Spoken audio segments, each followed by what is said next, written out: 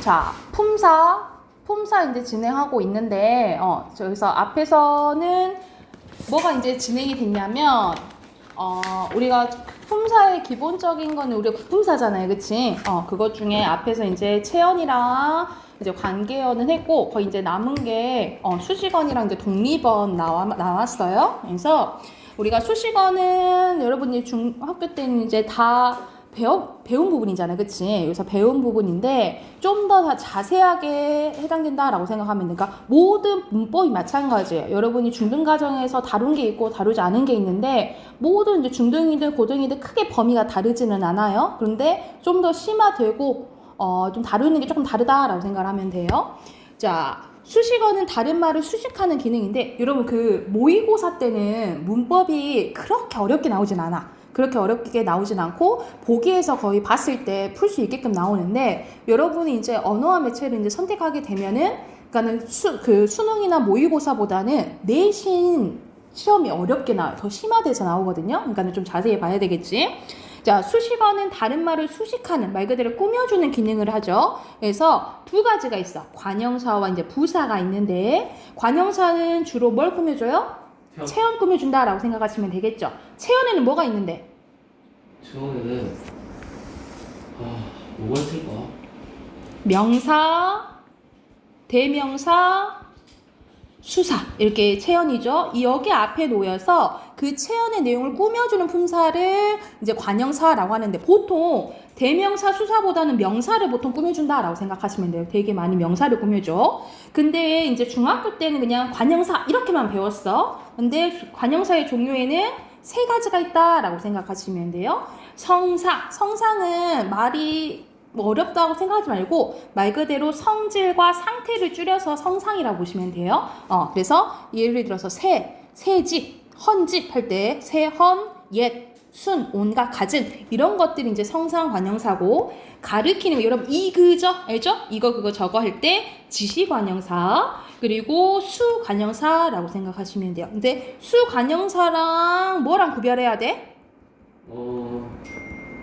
수 관형사랑 수사랑 구별해야겠죠. 숫자라고 해서 다 수사는 아니야. 그래서 이 예시를 이걸로 기억하시면 돼요. 사과 한 개가 있다. 이 문장이고 사과 하나가 있다. 라는 문장이 있어요. 이 문장을 봤을 때 자, 여기서 수를 나타내는 것은 한이랑 하나지. 그치? 근데 이거 두 개 다 품사가 달라요. 품사가 달라. 자, 먼저 여기 밑에 하는 거 가볼게. 하나 뒤에 뭐가 붙었어? 가. 조사가 붙었지, 그치? 조사가 붙었다라는 것은 앞말이 뭐라는 거야? 명사. 그렇지. 체언이란 소리야, 그치? 그러면 체언 중에 이게 뭘까? 수사겠죠. 그쵸? 근데 여기서는 뒤에 가가 어디에 붙었어? 개에 붙었죠, 그쵸? 그럼 개가 뭐라는 거야? 체언이라는 거야, 그치? 걔가 체언이라는 소리야. 체언 중에 걔는 이거는 단위 명사예요. 그러면 이 한이 뭘 꾸며주고 있는 거야? 걔를 꾸며주고 있죠, 그쵸? 꾸며주고 있으니까 여기서 하는 뭐라고 보면 돼? 수 관형사라고 보면 되겠지. 그래서 하는 역할을 봐야 된다라고 생각을 하면 돼. 그래서 여기서 조사가 붙은 게 걔잖아, 그치?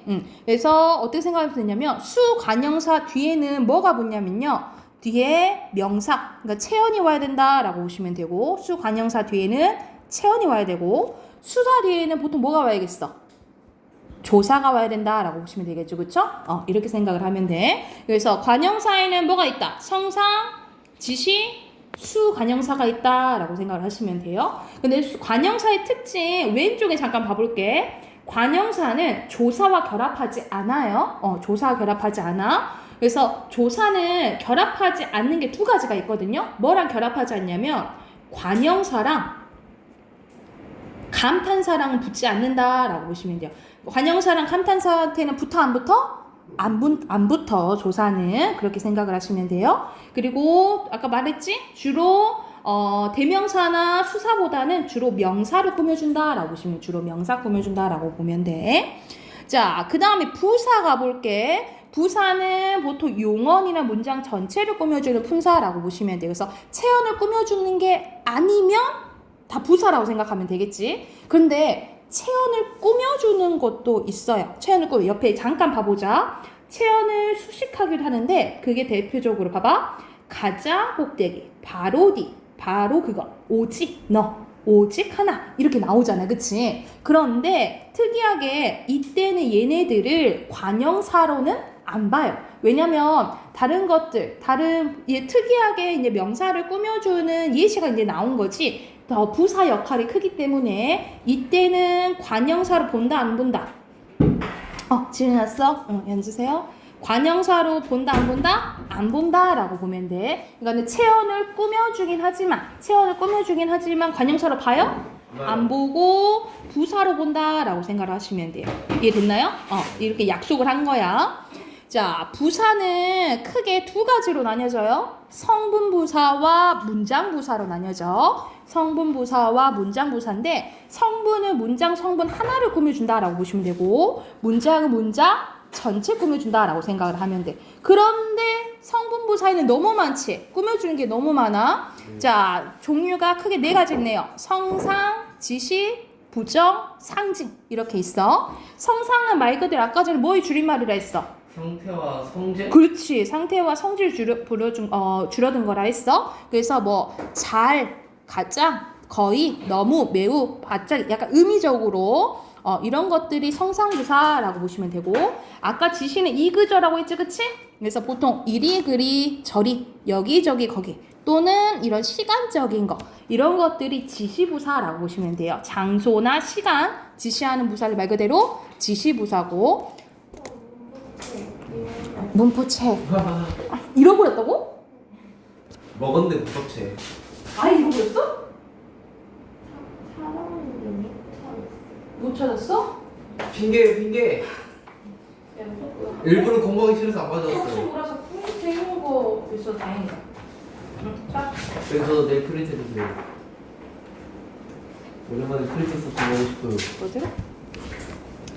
자, 그리고 부정부사는 두 가지가 있는데 안과 못이 있다라고 보시면 돼요. 안, 못. 그래서 두 가지 딱 있어. 우리가 안 만나, 못 만나 하잖아. 그치? 여기서 만나가 서술어잖아요. 이 서술어 용언을 꾸며주면 부사잖아요. 특히 이제 부정에는 안과 못 두 가지 있다라고 생각하면 돼. 부정부사고. 우리가 소리를 흉내내는 말을 뭐라 하지?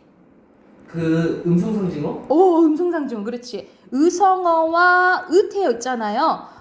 이것을 상징부사라고 해요. 음성상징어. 그래서 말 그대로 의성부사 또 나뉘어져요. 소리를 흉내내면 의성부사, 모양을 흉내내면 의태부사 이렇게 나뉘어진다라고 생각하면 돼. 다시 한번 부사에는 성분부사와 문장부사로 나뉘어지는데 먼저 성분부사 한 거야. 성분부사는 하나를 꾸며주는 거라고 생각하시면 돼요. 그래서 네 가지 뭐 있어? 성상부사, 지시부사, 부정부사, 상징부사. 이 상징부사는 음성상징어 생각하시면 돼요. 그래서 음성상징어는 다 부사라고 보면 되겠지. 이해가 됐나요? 그리고 문장부사 봐볼게. 문장부사는 두 가지로 나뉘어지는데 양태부사와 접속부사로 나뉘어져요. 양태는 문장 전체. 과연 그는 사실을 말하는 것일까? 했을 때 뭐 과연이라든지 부디, 설마, 아마, 제발, 다행히, 확실히 해서 불행이 실패했다 이건 아니잖아. 여기 문장 전체를 꾸며주는 거잖아요. 이런 것이 양태부사예요. 그래서 화자의 태도를 나타낸다라고 생각을 하면 돼. 우리가 그리고 보통 but, and 이거는 우리 영어로는 접속사잖아. 그치? 근데 우리 국어에서는 접속사라는 게 없고 부사예요. 다 부사다라고 생각하면 돼. 그래서 문장을 연결해주는 부사입니다. 그래서 이런 것들은 다 부사에 속한다라고 생각하시면 돼요. 그래서 부사 종류가 엄청 많지, 그치? 그래서 문제가 자세히 나오면 그냥 부사로 분별하는 것뿐만 아니라 어떤 부사인지도 이제 묻는 문제가 나와요. 그래서 부사에는 크게 두 가지, 성분부사와 문장부사로 나뉘시는데 특히 이제 문장부사에는 양태부사와 접속부사가 있다라고 생각을 하시면 됩니다. 그리고 옆에 잠깐 보면은 부사는 보조사와는 결합하지만 격조사랑 결합하지 않아요. 그래서 부사에 붙는 것은 다 뭐다? 보조사다라고 생각을 하면 돼. 자, 부사는 뭐랑만 결합해? 보조사랑만 결합한다라고 생각을 하시면 됩니다. 여기까지 됐나요? 여기까지 하면 수식은 끝이야. 오른쪽으로 가서 감탄사 봐볼게요. 감탄사는 독립어로 문장에서 다른 성분의 영향을 줘요, 안 줘요? 안 주고 얽매이지 않고 독립적으로 쓰는 말이야. 그래서 감탄사가 있는데 화자의 놀람, 느낌, 부름, 대답을 나타내는 품사입니다. 그래서 말 그대로 에구머니나 뭐 이런 것들은 감정 감탄사. 아이고 여보세요, 응? 아니? 이런 것들은 이제 의지 감탄사. 그리고 이렇게 우리가 말할 때 이렇게 추임새 같은 거 있잖아요. 이런 것들이 이제 입버릇, 군말이라고 하는데 이런 것까지 이런 문제가 나오긴 하는데 거의 안 나온다. 이거 구별하는 건 거의 안 나와요. 거의 안 나온다라고 생각하시면 돼요. 그리고 마지막에 품사의 통용 봐볼게. 통용이라는 것은 형태는 똑같은데 이럴 때는 어떨 때는 뭐 예를 들어 명사로 쓰이고 어떨 때는 다른 걸로 쓰이는 걸 얘기를 하는데 대표적으로 봐보자. 의존명사로 쓰일 때도 있고 그리고 조사로 쓰일 때도 있어요. 이게 이제 뭐냐면 하는 역할을 한번 봐볼게. 만큼대로뿐인데 의존명사는 자 관형사 뒤에 쓰여서 띄어 쓴다라고 생각을 하면 돼. 그리고 조사는 안 말고 뭐 해야 되겠어? 붙여 쓰는 거겠죠, 그쵸? 그래서 공부한 만큼, 공부한, 될, 사랑일 이게 다 뒤에 거를 뭘 해줘요? 꾸며주지, 그치? 이럴 때는 안 말가 다 뭐 해야 된다? 띄었어야 된다라고 보시면 띄었어야 되고 그런데 여기서 공부, 법, 사랑 이거는 명사잖아요, 그쵸? 이럴 때는 조사로서 붙였어야 된다라고 생각하시면 돼요. 그래서 여기서는 만큼대로뿐은 명사로 쓰일 때도 있고 뭐로 쓰일 때도 있다 이 말이야? 조사로 쓰일 때도 있다 이 말이야. 형태는 똑같죠? 근데 하는 역할에 따라 달라지는 거야. 이것을 품사 뭐라고 한다고? 통용이라고 한다고. 품사 통용이라고 해요. 그리고 의존명사로 쓰일 때도 있고 어미로 쓰일 때도 있는데 이런 어미가 뭐야? 바뀌는 거. 그렇지. 그때 맞아. 활용할 때 바뀌는 부분인 거지. 끝에 오는 거죠. 끝에 말에. 그래서 개, 걸, 대, 듯이 이런 식으로 나오는데 말 그대로 이렇게 앞에 수식하는 말이 있으면 뭐 해야 돼? 띄었어야 된다라고 보시면 되고 앞에 이렇게 용언이 이제 나오면 붙였어야 되겠죠? 그치? 예를 들어서 나 갈 데가 있어 했을 때 어떻게 써야겠니? 나 갈 데가 있어. 나 띄고 갈 띄고 때 띄고 가 띄고 있어. 그렇지. 뭐야? 맞아. 나 갈 곳이 있어 이런 뜻이잖아, 그치? 이때는 의존명사니까 띄었어야겠죠, 그쵸? 내가 가는데 네. 그때는 안 띄었어요. 붙였어야 되겠지, 그치? 그래서 앞에 뭐가 오냐에 따라 이렇게 달라진다라고 생각을 하시면 돼요. 자, 뒤로 넘겨서 72쪽 갈게요. 자, 72쪽 보면은 관형사로 쓰일 때도 있고 대명사로 쓰일 때도 있는 거예요. 대표적인 게 이, 그, 저, 아무야. 그래서 이 말 그대로 꾸며주냐 안 꾸며주냐를 봐야겠지, 그치? 뒤에 체언이 오면은 꾸며주니까 띄었어야겠죠, 그쵸? 근데 이를 봐라. 아무도 조사가 뒤에 오면은 붙였어야 되겠지, 그치? 이거는 이제 쉽게 구별할 수 있겠죠. 그리고 아까 전 선생님이 말했던 거 관형사, 수관형사와 수사 사용에 나왔지? 수관형사 뒤에는 뭐가 와야 된다고? 체험. 수사 뒤에는 뭐가 와야 돼? 조사, 그치? 조사가 와야 된다라고 생각하시면 되고 그리고 이거 잘 봐야 돼. 다른이란 게 있는데 이 다른은 관형사로 쓸 때도 있고 형용사로 쓸 때도 있어요. 자, 나 말고 다른 사람 했을 때 딴 사람 있죠? 이럴 때는 뭐로 써? 관형사예요. 그런데 나와는 성격이 다르다. 원형이 다르다잖아, 그치? 이럴 때는 같지 않다 랄 때는 형용사예요. 딴 사람 이걸 의미할 때는 관형사, 다르다 이럴 때는 형용사 이렇게 구별하면 돼. 그리고 어제, 오늘, 내일, 잘못은 부사로 쓸 때도 있고 명사로 쓸 때도 있어요. 아까 전에 어제, 오늘, 내일은 우리가 부사로 배웠잖아. 지시부사로 배웠잖아. 그러니까 이렇게 부사로 쓸 때도 있고 아예 어제가 조사랑만 붙었죠, 그쵸? 이럴 때는 명사다라고 보시면 돼. 이거는 조사와의 결합을 잘 봐야겠죠. 조사와의 결합. 그리고 똑같은 아니도 부사일 때도 있고 감탄사일 때 있는데 거의 아까 선생님이 안 부정문, 못 부정, 부정부사라 했잖아요. 그쵸? 그런데 아니, 응 아니 할 때, 그치? 그럴 때는 감탄사다라고 보시면 돼요. 그리고 박다입니다. 박다는 동사일 때도 있고 형용사일 때도 있는데 예를 들어서 날이 밝는다. 이건 움직임을 나타낼 때는 우리가 동사랑 형용사 구별법 어떻게 해? 보통 니은다 붙여서 말이 되면은 동사 아니면 형용사라 했잖아요. 그치? 그래서 박는다 되죠? 이럴 때는 동사. 달이 매우 박는다는 어색하지 그치? 이럴 때는 형용사라고 보시면 돼요. 있다도 마찬가지야. 우리가 있다라는 게 있는데 있다 없다 했을 때 없다는 품사가 뭐겠니? 없는다. 좀 어색하죠? 이때 형용사야. 근데 있다는 동사일 때도 있고 형용사일 때도 있어요. 예를 들어서 나 여기 잠깐만 있다가 갈게 할 때 있죠. 이럴 때는 동사예요. 근데 여기에 볼펜에 놓여 있다. 이건 상태를 나타내는 거지. 그럴 때는 형용사다라고 보시면 돼요. 그래서 동사일 때랑 형용사일 때가 있다라고 생각을 하면 돼. 이해됐나요? 여기까지가 품사야. 품사에 해당되는 문제가 쭉 있거든요.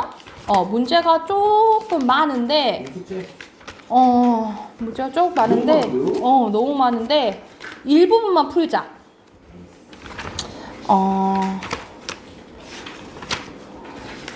일부분만 지금 69번부터 70번까지. 우선 78번까지 우선 풀게요. 78번까지 문제 풀고 이제 답 확인해 볼게. 이거 상품 지금 봐요. 말도 안 되는 소리 하고 있어. 같이 한번 봐볼까요? 자, 69번부터 같이 한번 봐볼게. 여기서는 이제 지시 대명사와 관련된 이제 문제가 나오는데 여기서는 뒤에 여기서 들은 복수 전문사라고 봐요. 그래서 저는 지시 대명사 맞고요. 이것은 대체할 수 있지. 이것도 지시 대명사 맞아요. 그리고 그는 옷 꾸며주는 가치신 관형사 맞죠. 이도 마찬가지로 사람 꾸며주잖아, 그치? 그러면 지시 관형사죠? 답 4번이네. 69번에 4번. 이거 문제 풀었었나요, 혹시? 안 풀었죠? 답 처음 푸는 거지, 그치? 혹시 미리 풀어져 있나 해서. 70번에 알맞지 않은 것은 몇 번 있냐? 여러분, 여기서 기억 누구 있잖아요. 누구는 모르는 사람을 얘기를 하는 거야. 이럴 때는 미지칭이라고 해요. 부정칭은 아무나 이럴 때 있죠. 정해지지 않을 때 부정칭이라고. 이건 모를 때 누구가 왔는지 이거는 미지칭이라고 생각하면 돼. 그래서 잘못된 거 1번이에요. 잘못된 거 1번. 자, 71쪽 가면 자, 기억은 1, 2, 3인칭 중 두 가지 인칭으로 쓸 수도 있다라는 거지. 그러면 예로 볼 수 있는 거 1인칭. 우리는 저희 전체적으로 낮추는 경우도 있다는 거지. 이럴 때는 이거 1인칭이에요. 저희 1인칭으로 봐. 근데 애들이 어려서 자기들밖에 모른다 이 말이잖아요. 그치? 여기서 자기들은 3인칭 얘기하는 거지. 그치? 이거 달리 쓰였다. 1번이 바로 답이네. 예로 다른 예 찾은 거 71번 1번이고 72번에 어미를 분류한 것 중에 적절하지 않은 거예요. 적절하지 않은 거 군화는 맨 끝에 오니까 종결어미 맞죠? 이거는 종결어미 그리고 연결어미 그리고 전성어미 이제 구별하는 거야. 그래서 그리고 호시지 이것도 끝에 오니까 종결어미 맞고 가는 꾸며주잖아요. 그치? 그러면은 일찍 가는 이유잖아. 그럼 일치적으로 이거는 관형사를 만들어주는 거죠. 그쵸? 이거는 관형사형 전성어미야. 니은이 아니고 디귿에 해당되겠죠. 답 3번이고요. 나머지 밑에는 다 연결어미 그리고 전성어미죠. 73번 가볼게요. 73번에 적절하지 않은 거. 여기서는 왔겠다, 미래 추측. 눈이 왔겠다, 미래 추측. 오겠지. 그러면 여기서는 미래 사건을 추측하는 거예요. 거기에는 봐봐. 앞에 이것만 보면 안 되겠지. 전체적인 문장의 맥락을 봐야 돼. 거기에는 눈이 왔겠다. 지금 거기에 눈이 오겠지. 이거는 약간 과거의 사건을 추측하는 거잖아요. 그치? 그러니까 미래뿐만 아니라 과거, 현재도 추측할 수 있어요. 이거는 미래만 추측하는 게 아니죠. 1번부터 잘못됐네. 73번에 1번이에요. 그리고 74번에 또 어미와 관련된 거네. 보면은 선어말 어미죠? 그리고 구나 종결음이 맞고요.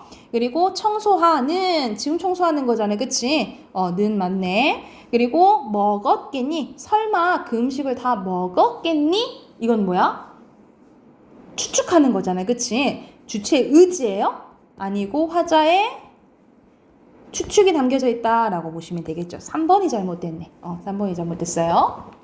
그리고 넘겨서 75번 보면은 이것도 연결어미, 어미에다 관련된 거네. 대등, 종소, 보조적 연결어미가 있는데 뭐뭐 하려고는 종속이죠? 목적이니까 종소. 그리고 출전하게 됐다라는 거야.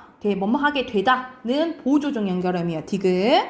확인할 수 있게 내가 도와줄게. 이거는 니은에 속하겠죠? 종경. 고민하고 나열이니까 이거는 대등. 연습하고도 대등이겠죠. 그쵸? 그럼 해당하는 거 몇 번? 4번이 되겠죠? 아니다. 미안. 여기 D 있죠? D는 뭐야? 뭐뭐 하고 있었다 라는 거니까 보조적이네. 보조적. 이거 디귿이죠? 디귿이에요. 디귿이에요. 그래서 4번이고. 자, 76번 가볼게. 76번에 알맞지 않은 것은 몇 번 했어요? 몇 번? 여기 5번인데 5번 뭐가 잘못됐는지 봐보자. 내가 어제 마신 양은 생각보다 안 쓰더라 라고 얘기를 하는 거야. 여기서는 안 쓰더라. 이거는 여기서는 미음에는 어떤 내용이에요? 꿈속의 일이나 무의식 중에 일어난 일을 말할 때 얘기를 했다 했잖아. 그치? 근데 여기서는 그 일이 아니죠. 그쵸? 상황이 맞지 않다라고 생각하면 돼. 그리고 77번 가볼게요. 77번에 알맞지 않은 것은 4번인데 여기서 학교에 남아 있을 사람이래. 그치? 그러면 여기서는 봐봐. 학교에 남아 있을은 지가 남는 거잖아. 그치? 미래는 맞죠? 미래는 맞지? 근데 추측이 아니라 의지겠죠? 미래랑 의지를 의미한다 라고 생각하시면 돼요.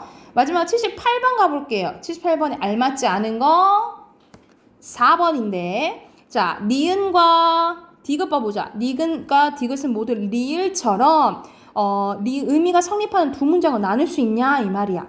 날씨가 덥다는 되죠. 날씨가 온다. 완전 서로 맞지 않지, 그치? 그러니까 니은이 안 되겠죠. 그쵸? 니은은 안 되겠지. 디귿은 뭐 철수가 밥을 먹었다. 철수가 갔다. 나눌 수가 있잖아. 그치? 근데 니은이 나눌 수 없다라고 생각하시면 돼요. 이해가 됐을까요? 그러면 좀 문제 좀 남았잖아요. 79번부터 오늘 조금 숙제가 많겠네. 83쪽까지 숙제를 해오시게요. 83쪽까지 체크해 놓으세요. 83쪽까지 숙제. 뭐요? 많지? 너무 많아? 그럼 왜 재밌어? 숙제해주셔. 빨리 집 가서 숙제해야지. 집에 가서 숙제해. 대신 다른 거 안 내줄게. 나이스. 비문학 꺼내세요. 비문학 먼저 할게. 비문학 90쪽 할 차례 맞나요? 아니요, 직발 차례예요. 90쪽 차례인지 봐보세요.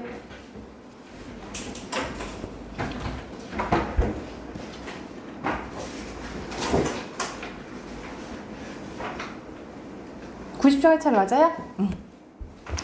자, 여기서는 어떤 유형의 인재에 대한 문제가 나오냐면 서술식 보기의 이해에 관련된 문제가 나오는데 자, 개념 이해하기 한번 봐봅시다. 자, 서술식 보기 문제의 지문 적용입니다. 지문과 보기를 이용해서 풀어야 하는 문제 중에서 보기의 내용이 서술식으로 이제 표현된 유형인데 우선 보기의 내용을 파악하고 지문의 어떤 부분과 연관되는지 본문에서 찾아봐야겠죠. 그쵸? 그리고 보기와 관련된 지문 내용을 비교 분석했다면 그 내용의 선택지 내용 연결지어서 내용이 맞는지 그걸 얼른 빨리빨리 찾아야 된다라고 생각하시면 돼요. 그럼 밑에 예시가 나와 있는데 한번 봐볼게.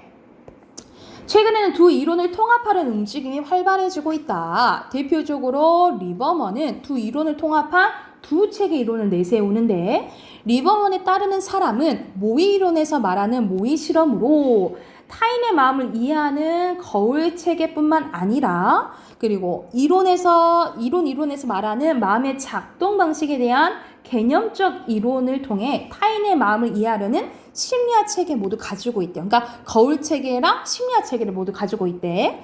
그런데 타인이 무엇을 하고 있는가라는 질문을 통해 타인의 상황을 곧바로 이해할 수 있을 때는 뭐가 작동한대? 거울 체계가 작동하고, 타인이 왜 그렇게 했는가라는 추상적 이유를 알고자 할 때는 심리학 체계가 작동한대요. 다시 말해, 요약해주네. 낮은 수준에서 타인의 행동을 이해하기 위해 무엇인가에 대한 질문을 던질 순간에는 거울의 체계가, 높은 수준에서 타인의 신념이나 동기를 이해하기 위해서 왜라는 질문 던진 순간은 심리학가 이제 작동한다는 거예요. 그래서 리버원의 주장에서 주목할 점 뭐냐면, 두 체계의 서로 다른 작동 방식과 두 체계 사이의 순차적인 관계인데, 한 사람이 타인의 행동을 관찰할 경우 거울 체계가 무의식적으로 자동적으로 작동한대요. 이후 의식적인 노력을 기울여 생각에 몰입할 수 있을 때 심리화가 된다라는 거지. 그러니까 바로 거울 체계 다음에 좀 의지가 있어야지 심리화 체계가 작동한다 이 말이야. 이는 어떤 사람이 무엇을 하고 있는지를 이해하는 과정이 왜 그렇게 하는지 이야기한 과정에서 선행하면서 논리적 추론적 전제가 되면 이해한다는 거죠. 이와 이제 지문이 나오면 문제에서 이런 보기가 나온다는 거지. 보기 보면 발렛에는 어떤 사람이 컵을 향해 손을 뻗을 때 손을 뻗은 사람과 이를 바라본 사람의 뇌에서 똑같은 영역이 활성화된다는 운동 공명 이론을 제시했는데, 즉 관찰자의 두뇌는 의식적인 노력이 없어도 관찰 대상의 두뇌를 거울처럼 반영한다는 거예요. 이를 통해서 그는 관찰자가 관찰 대상의 마음에 대해서 자동적으로 모의 실험할 수 있다는 것을 관찰만으로도 타인의 마음을 이해할 수 있는 걸로 주장했다라는 거지. 그러니까 보기만 해도 이제 느낄 수가 있다라는 거예요. 이렇게 봤을 때 요약된 거 보면은 갈레세는 어떤 이론을 얘기했어? 보기 보면 운동 공명 이론에 대해서 얘기했죠. 그렇죠? 빈칸 채우시고, 관찰자의 두뇌는 의식적인 노력 없이도 관찰 대상의 두뇌를 뭐처럼 반영한다 했어요? 거울처럼 반영한다 했고, 관찰자가 뭐만으로도 질문. 마지막 문장 있잖아. 여기 있잖아. 관찰만으로도 타인의 마음을 알 수 있다고. 그래서 리버먼이 말한 앞에서 어떤 체계와 거울 비슷할까? 그렇지. 거울 체계와 비슷하겠죠. 그렇죠? 보는 순간 이제 알 수가 있다고. 오른쪽으로 가서 내용에 대한 OX 이제 문제야. 갈렛에는 자신의 운동 공명 이론과 리버먼의 심리학 체계가 동일하다고 보겠어요? 심리학 체계가 아니고 거울 체계와 같게 볼게죠. 그렇죠? X고. 리버먼은 사람이 관찰을 통해 타인의 마음에 대해서 자동적으로 모의 실험할 수 있다는 갈렛의 견해에 동의하겠나요? 네.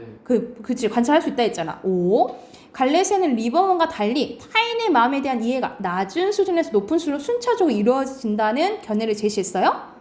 이거를 제시한 사람 누구야? 갈렛가 아니라 리버원이잖아요. 그치? 바뀌었죠. 그래서 X라고 보시면 돼요. 이렇게 됐나요? 이런 식으로 보기에 대한 내용이랑 공통점이랑 차이점 바로바로 찾을 줄 알아야 된다고.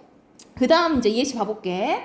자, 2번 보면 과학에서 관심을 갖는 대상을 개라고 하고, 개를 제외한 우주의 나머지 부분은 주위라고 하고, 개와 주위의 사이를 경계라고 한대요. 개는 주위와 에너지와 물질의 교환이 자주 일어나지 않는 고립개, 주위와 물질 교환 없이 에너지 교환만 일어나는 게 닫힌 개, 완전 다 일어나는 게 열린 개, 이렇게 세 가지로 나눌 수가 있다는 거야.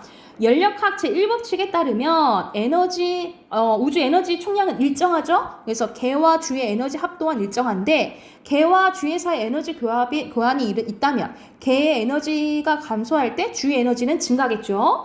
그리고 개 에너지가 증가할 때 주의 에너지를 감소하게 되겠죠. 개와 주의 사이에 에너지 교환이 일어날 때 만약 개 에너지가 증가하면 플러스로, 개 에너지가 감소하면 마이너스 표시한대요. 한편 개가 열을 흡수하면 흡열 과정, 개가 열을 방출하면 발열 과정이란데, 그래서 열은 에너지의 대표적인 형태이므로 흡열 과정은 열은 플러스 Q라고 하고 발열 과정은 마이너스 Q 이렇게 나타낼 수가 있대. 그럼 이거에 대한 또 예시가 나온대. 그지? 보기 보면은 물이 담긴 수조의 절반 정도 잠기도록 놓인 비커 속에 비커 속 물에 진한 황산을 넣어서 묽은 황산 용액을 만들면, 묽은 황산 용액은 물론 비커 주위의 수조 속 물의 온도까지 높아지는데, 얘는 황산이 이온으로 되면서 열을 뭐 한 거예요? 방출한 거죠? 이것도 이 열이 수족성 물에 전달되기 때문이래. 그러면 여기 보기의 상황은 무슨 과정이에요? 열이 방출된다 했잖아요. 그치? 그게 무슨 과정이죠? 발열, 그치? 발열 과정이고 이와 관련된 내용 몇 문단이 있어요? 1, 2문단 중에 2문단에 있는 거죠. 그쵸? 2문단. 그리고 2번 잠깐 봐보자. 자, 비커성 물과 수조의 물은 모두 경계에 해당된다 했잖아요. 그치? 그럼 경계 이론은 몇 문단에 있는 거야? 1문단에 있죠. 그쵸? 그럼 이건 맞는 내용이에요? 엥? 모두 경계에 해당돼요? 경계랑 개랑 주이겠죠. 그쵸? 개랑 주이겠지. X죠. 그리고 비커성 물의 에너지와 수조성 물의 에너지는 모두 감소하겠나요? 하나가 감소하면 하나는 증가하게 돼 있지. 이거 관련된 건 이 문단에서 알 수 있겠죠. 이것도 X네. 그리고 묽은 황산용이 만들어지는 과정은 발열 과정 맞죠? 그러면 마이너스 Q로 하는 거 맞아요? 그치. 그럼 이거 이 문단에 있죠? 오. 이렇게 확인하면 되겠지. 그치? 이해됐을까요?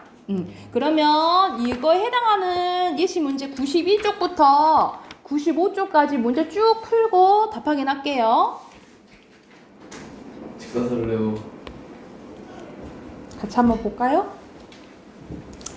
자, 여기서는 1번부터 한번 봐보자. 92쪽. 여기서는 전망이론에 대해서 나오잖아요. 그쵸? 이 전망이론이 이득보다 손실에 대한 민감하게 반응하는 인간의 심리가 어디 행동에 미쳐요? 선택 행동에 미치는 영향을 설명한 이론으로 전망은 이득과 손실에 대한 사람들이 느끼는 심리 상태를 의미한다라고 했고, 2번은 제품을 반품할 때 느끼는 약간의 손실감이 구매한 금액의 환불을 받을 때 느끼는 이득감보다 크게 느껴지기 때문이고요. 자, 여기는 이제 사례가 나오는데 프로그램 가는 400명이 모두 죽게 되는 거고 프로그램 나는 아무도 죽지 않은 확률이 3분의 1, 600명이 모두 죽게 되는 3분의 2라고 했잖아요. 그치? 자, 이거는 이제 틀 효과는 사람들의 선택 상황이 자신에게 뭘 주면 이득을 주면 긍정적인 틀로 그리고 손실을 주면 부정적인 틀로 인식한다 했죠. 그래서 사람들은 긍정적인 틀에서는 확실한 이득을 주는 대안을 선택을 하고 부정적인 틀에서는 불확실한 손실을 주는 대안을 선택한다 했죠. 그쵸? 그러면은 뭘 선택하겠어? 보기에서 사람들은 상황을 뭐로 인식하게 되겠어요? 상황을 부정적인 거로 보겠죠. 그쵸? 죽는 거니까. 그래서 부정적 틀로 인식할 것이기 때문에 뭘 선택했어요? 가보다 나를 선택한 것이 더 많겠다 라고 쓰시면 되겠죠. 나를 선택하는 사람들이 많을 것이다 라고 쓰면 되겠지. 보기의 상황에 대해서 부정적인 틀로 인식할 것이기 때문에 나를 선택하는 사람들이 많을 것이다 이렇게 쓰면 되겠죠.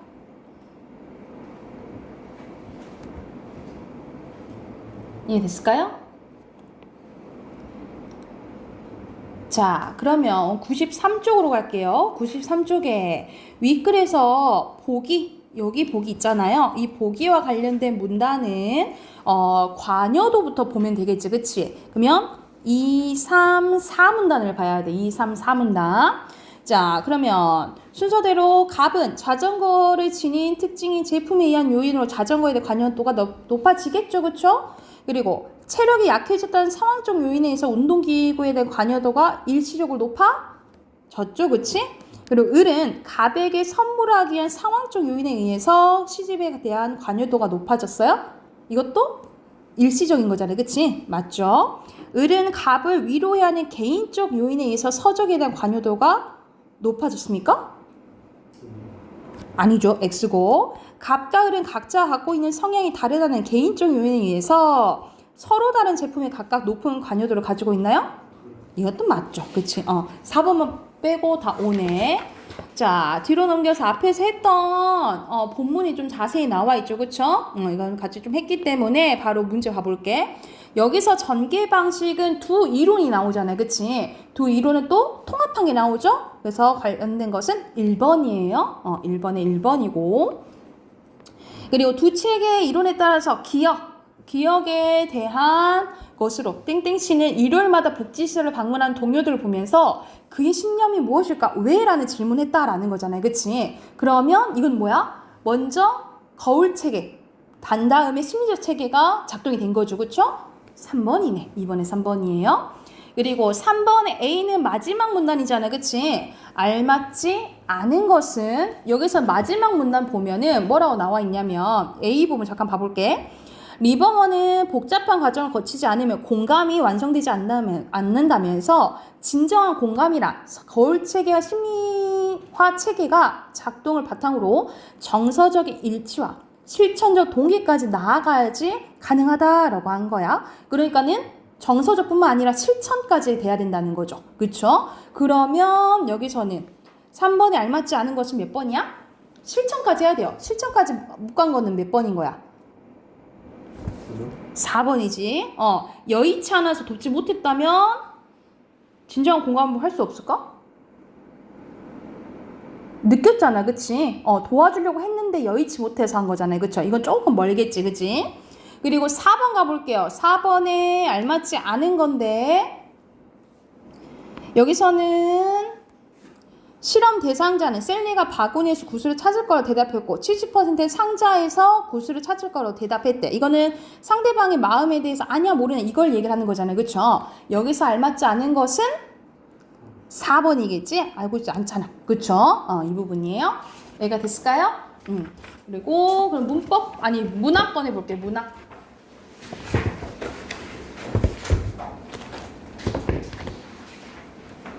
문화 어디 할 차례냐면 78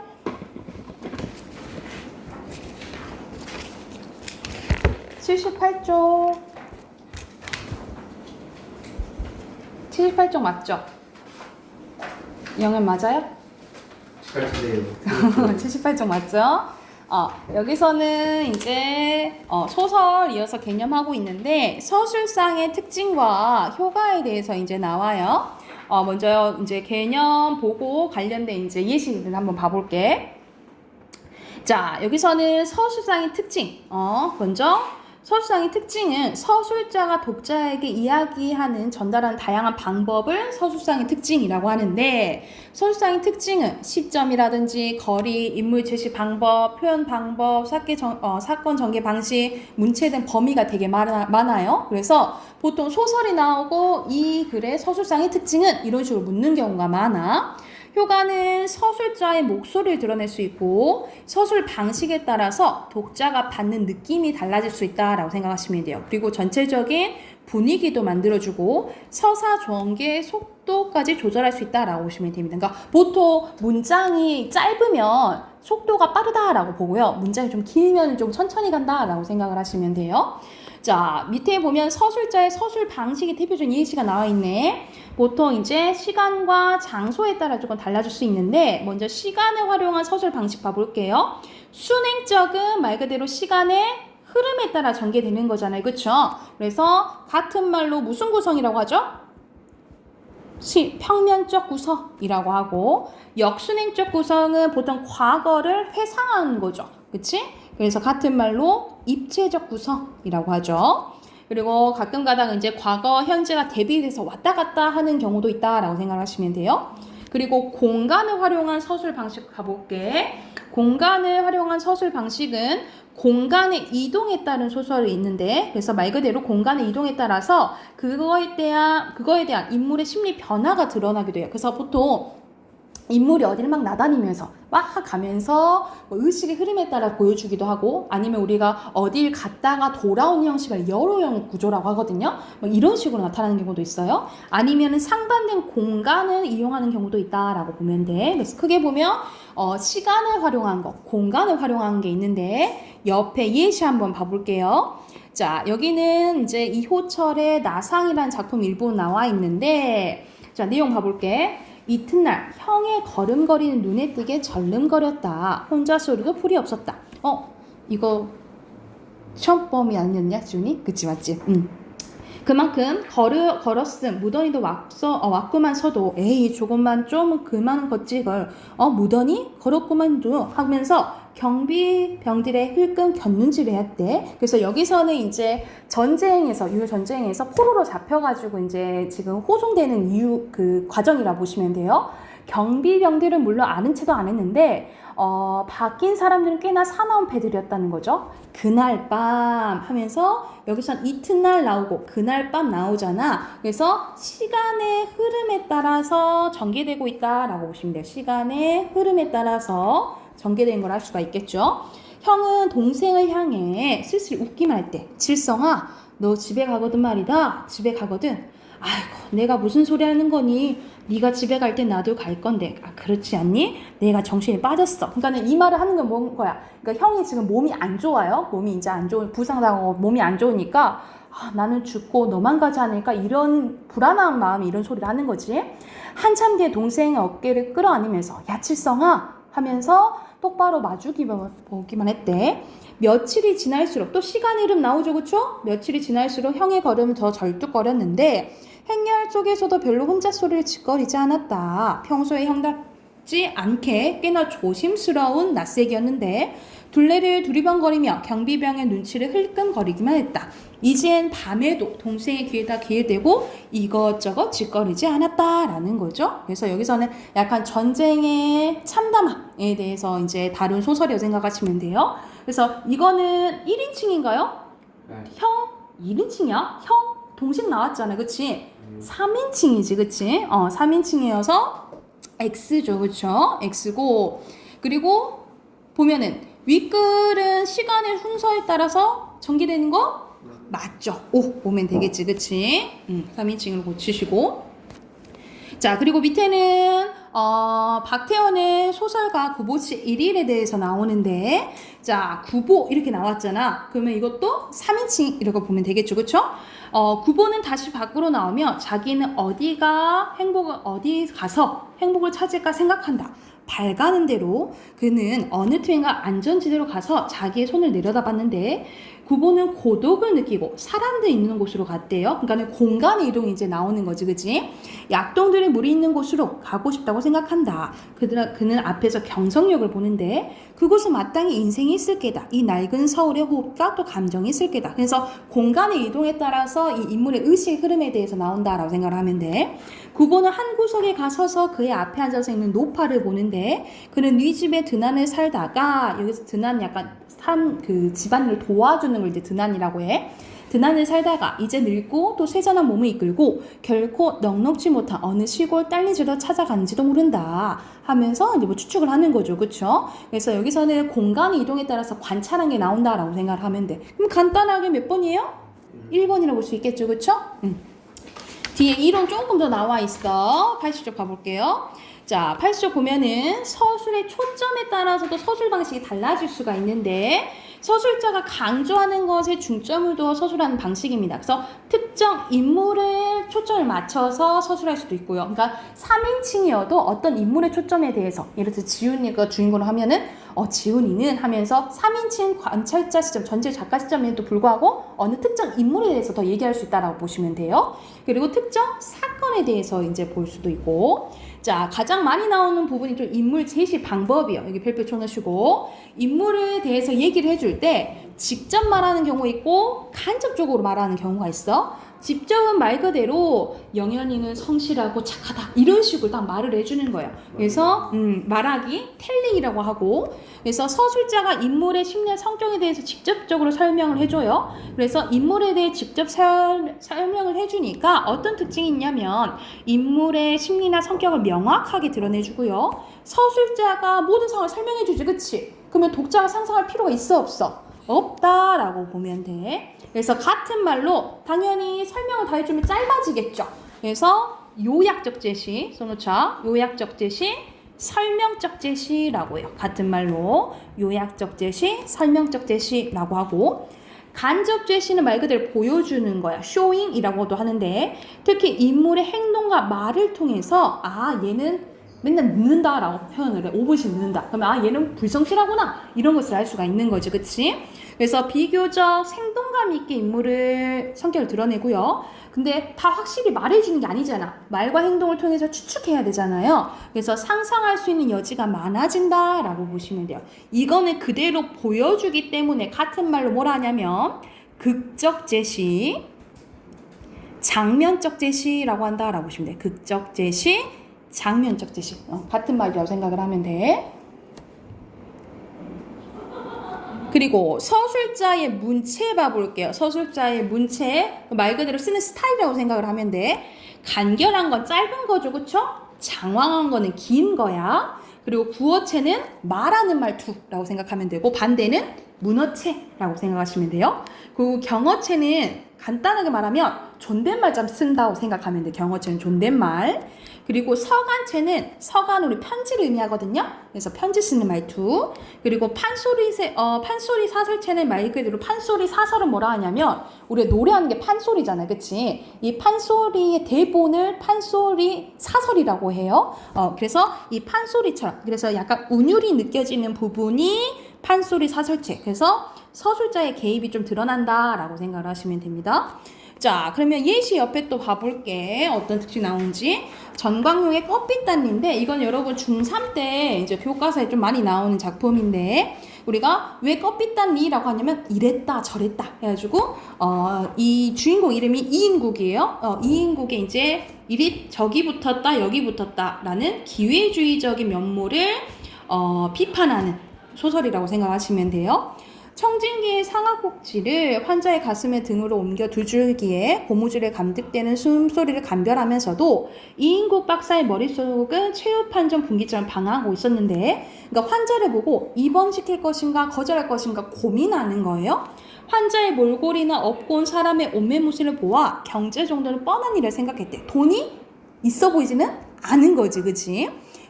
그러나 그것보다 더 마음이 캥기는 것이 있었는데 일본인 간부급들이 자기 집처럼 들락거리는 이 병원에 이런 사상법, 그러니까는 약간 일제에 저항하는 사람인 거지. 입원시킨다는 것은 관선 시의원이라는 체면에도 떳떳하지 못할 뿐더러 자타가 공인하는 모범적 한국 시민의 공든탑이 하루아침에 무너지는 결과가 가져온 일이라는 생각이 들었대. 그러니까 이 단어를 통해서 이인국이 뭐라는 걸 알 수 있어. 친일파라는 것을 알 수가 있겠죠, 그렇죠? 순간 이런 경우에 가부 결정을 일도 양다 한 번에 판단하는 자기식으로 찰나적인 단언을 내렸는데 단안을 그는 응급치료만 하여주고 입원실이 없다는 가장 떳떳하고도 정당한 곳일로 환자를 내쫓은 거야. 입원시키지 않은 거지.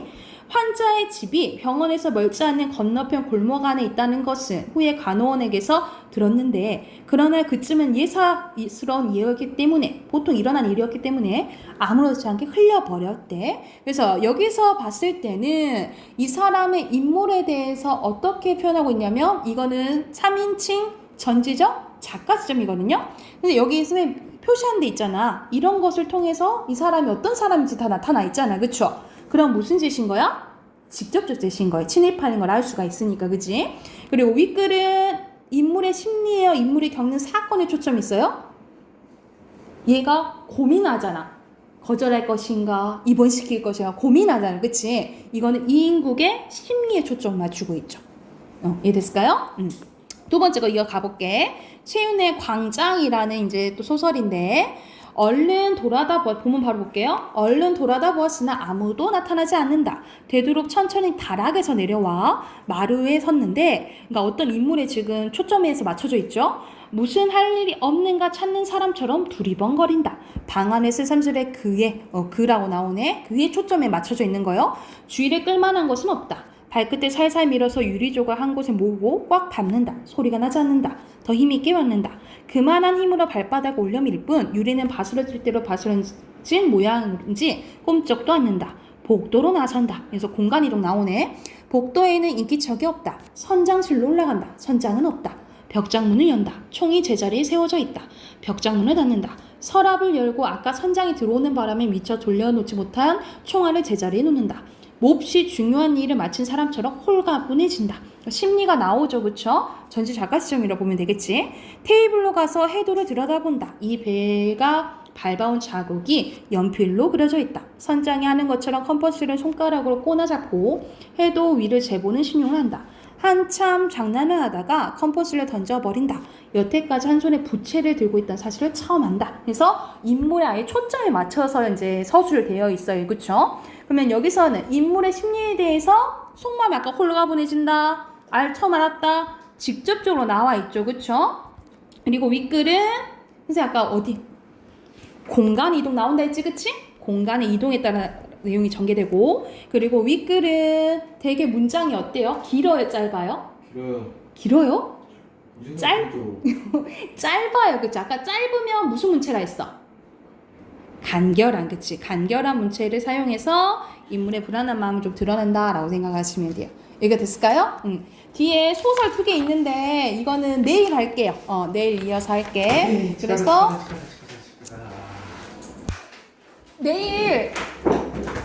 내일 단어 시험 볼게요. 단어 어휘 25, 26대2 공부해 오시면 돼요. 25, 26대2 하고 문법 숙제 하면 되겠죠? 내일 볼게.